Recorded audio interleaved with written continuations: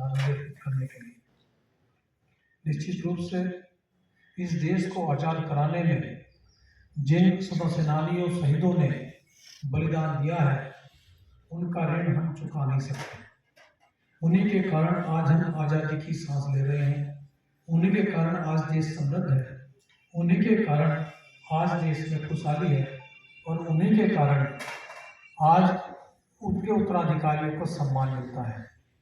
इस सम्मान को बनाए रखने के लिए, अपने पूर्वजों के सपनों को साकार करने के लिए जो भावनाएं उस वक्त आज़ादी के आंदोलन की थी, उन भावनाओं को रखने के लिए ही हम सब लोग इस संगठन से जुड़े हैं।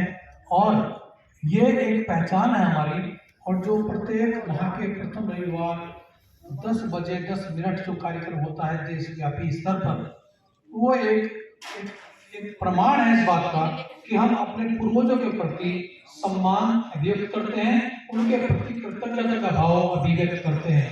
और इस मुहिम में हमारे साथ आर्य समाज संगठन के लोग, समाज सेवा से जुड़े बहुत सारे लोग एक खुलकर के साथ आ रहे हैं। कुछ हमारे साथी जो सत्ता में है वो भी आ रहे हैं, और जो सत्ता में नहीं है वो भी हमारे साथ आ रहे हैं। लेकिन दुर्भाग्य किस बात का है कि आज हमारे यहाँ जो सुनहरा वटवृक्ष है, वो एक 1822-24 की क्रांति का एक प्रत्यक्ष गवाह है, साक्षी है, जिस पर 152 लोगों को एक दिन में फांसी पर चढ़ाया गया था।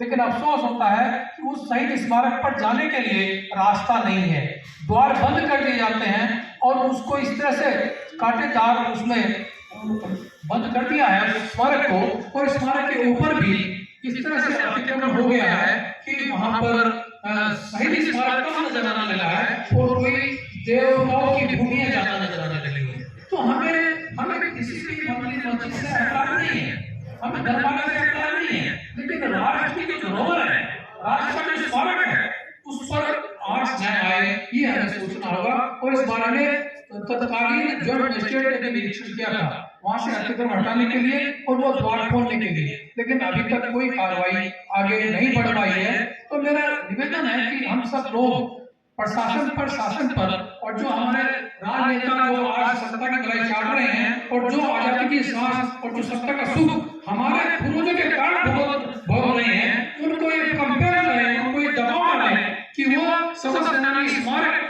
जो आज बंधक बना हुआ है उसको मुक्त किया जाए, और वहां पर देश भर के लोगों के लिए उसके दरवाजे खोले जाएं। ये बहुत जरूरी है। ये वो भूमि है जहाँ पर हमारे जो है साहित्यकार यहाँ पर बहुत आए हैं। यहाँ पर रुड़की ऐसी भूमि है जहाँ बहुत सारी चीज पहली बार हुई है।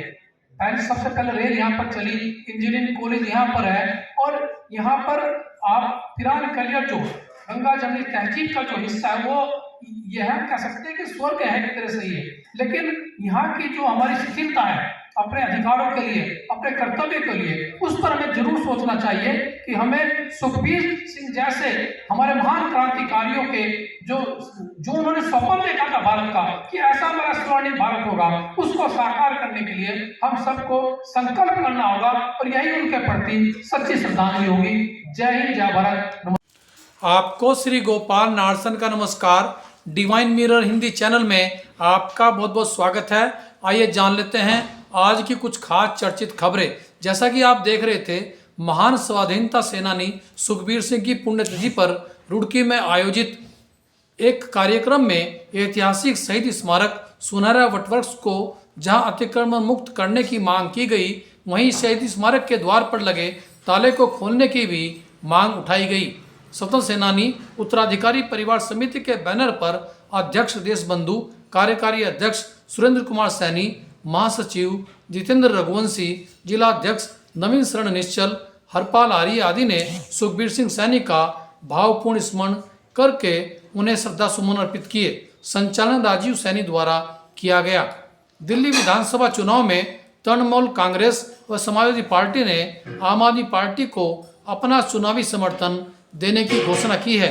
हालांकि आम आदमी पार्टी व कांग्रेस इस चुनाव में एक दूसरे के प्रतिद्वंदी बने हुए हैं।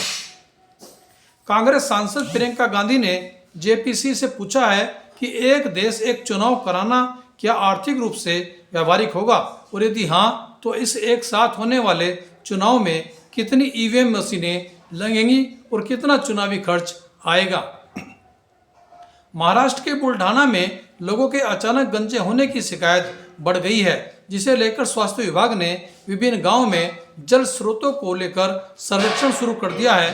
क्षेत्र के कलवाड़, बोडगांव व हिंगना में बड़ी संख्या में लोगों में बाल झड़ने की शिकायत से प्रशासन चिंतित है।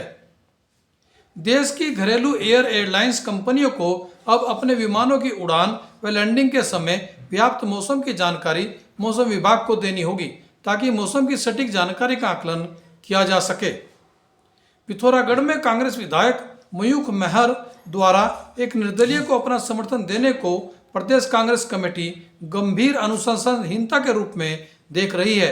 उन्हीं के साथ निकाय चुनाव में कांग्रेस के ऐसे 20 नेता ही शामिल हैं जो अनुशासनहीनता की श्रेणी में आ रहे हैं और उन पर कभी भी गाज गिर सकती है। उन्नाव में एक युवक ने पत्नी की तबीयत में सुधार न होने से नाराज होकर प्राचीन शिवलिंग ही खंडित कर दिया। पुलिस ने युवक को हिरासत में लिया हुआ है।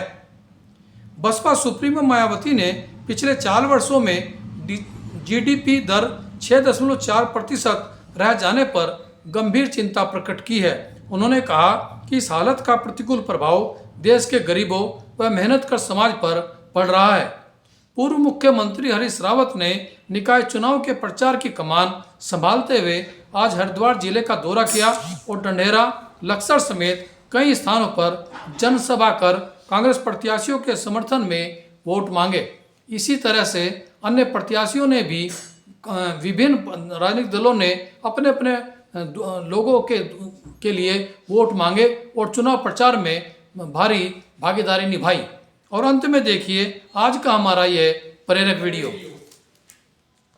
बाबा ने सिर्फ मीठे मीठे बाबा की बात सुन लो, मेरे को ऐसे ऐसे हाथ लगाया, बड़े प्यार से ऐसे लगाया, ऐसे ऐसे किया। वो प्यार आज दिन तक रिटर्न देने के लिए सारा दिन यही धुन है, बाबा को रिटर्न क्या दूँ। मैंने कहा बाबा क्या पुरुषार्थ करूँ। कहा बच्ची मुरली 12 बारी पढ़ो। मैंने कहा 24 बार पढ़ेंगी, सोएंगी तो 4 घंटा 5 घंटा नींद करेगी। पर बेंच पर ऐसे करके फिर बैठे मुरली लिखती थी, पढ़ती थी। तभी आज दिन तक मुरली ही मेरी जान की प्यारी है, समझा। मुरली न होती तो मैं तरफते मर जाती। मुरली के समय टीचर, उसमें मेरे बाबा की सीन बड़ी अच्छी याद आती है।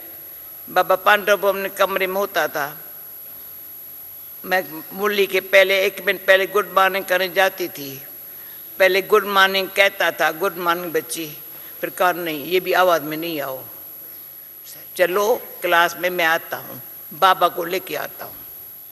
तो मैं किससे मिलने गई, वंडरफुल है ये, ब्रह्मा बाबा और शिव बाबा दोनों को जानना पहचानना किसका काम है। जो आज बाबा क्या समझदार भी बना रहा हूँ, शिक्षा भी दे रहा हूँ। जिससे बाबा से वर्षा लेना है ना, उसको बाबा की दृष्टि बड़ी अच्छी लगती है और किसको देखेंगे भी नहीं।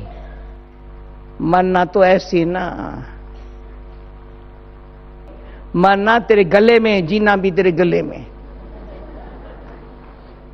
मरना भी बाबा तेरे गले में, यहाँ जीना है तो बाबा एक गले में। तो वर्षा लेने वाला क्या करेगा, सदा मुस्कुराता रहेगा। कोई बात मुश्किल नहीं है।